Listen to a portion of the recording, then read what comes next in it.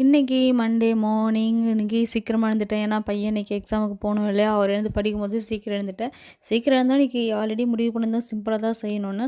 அதனால தயிர் சாதமும், உருளைக்கிழங்கும் தான். இவங்களுக்கு இருக்க தான் பண்ணேன். எனக்கு ரைஸ் வேண்டாம் அப்படின்ற முடிவுக்காக.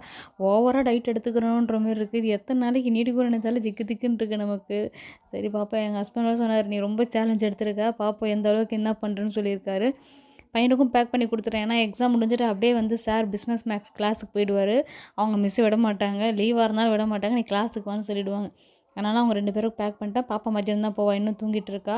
அவங்கள அனுப்பி விட்டுட்டு அப்படியே நம்ம வந்து ரொம்ப நாள் கழிச்சு தூசு தட்டி எடுத்தோம். எங்கேருந்தோ பரணி மேலேருந்து தம்பில் தூசு தட்டிட்டு இருந்தோம் உக்காந்துட்டு நான் வந்து ரொம்ப டயட் இல்ல. ஓவர் டயட் இல்ல.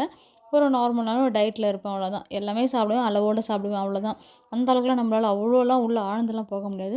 இந்த எக்ஸர்சைஸ்லாம் நான் ஜிம்மில இருக்கும்போது பண்ணது. சரி அத ட்ரை பண்ணணும்னு சொல்லிட்டு அத ட்ரை பண்ணேன். ஆனா இது பண்ணும்போதே நல்ல எஃபெக்ட்டு. நல்லா நம்ம பாடி வந்து ஸ்வெட் ஆச்சு. எனக்கு அப்பயே தெரிஞ்சு போச்சு. சரி நம்ம இப்படியே ட்ரை பண்ணுவோம் நம்ம. ஏன்னா போனவாட்டி ஜிம்முக்கு ஃபீஸ் கட்டிட்டு நான் போவே இல்ல. அப்பயே செம்ம திட்டு வாங்கி கட்டிக்கிட்டேன் வீட்ல அவர்கிட்ட. "நீ ஜிம்மு ஃபீஸ் கட்டிட்டு போவே இல்லைன்னு" சொல்லிட்டு. அதனால ஜிம்முக்கெல்லாம் போற ஐடியா இல்ல. இப்படியே ஓட்டுவோம். எப்படி இருந்தாலும் ஒரு கட்டத்தில குறைஞ்சிரும் அப்படின்ற ஒரு நம்பிக்கை தான் எனக்கு.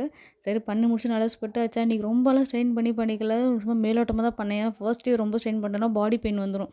அப்பறம் வீட்டு வேலை செய்ய முடியாதும்ல. அதனால ரொம்ப ஸ்ட்ரெயின் பண்ணாம மேலோட்டமா தான் இன்னைக்கு பண்ணி முடிச்சேன் நானு. பண்ணி முடிச்சுட்டு அப்படியே போய் பாப்பா எழுந்தா, பாப்பாவுக்கு வந்து தோசை ஊத்தி குடுத்துட்டு அவளுக்கு மீன் குழம்பு குடுத்தேன். நானுமே தோசை தான் எடுத்துக்கிட்டேன். ஆனா ஒரு தோசை தான் எடுத்துக்கிட்டேன். பாப்பா பாதி வச்சுட்டா. அதையும் சேர்த்து சாப்பிட்டு முடிச்சுட்டேன். இன்னைக்கான வீடியோ அடுத்த வீடியோல பார்ப்போம். பாய்.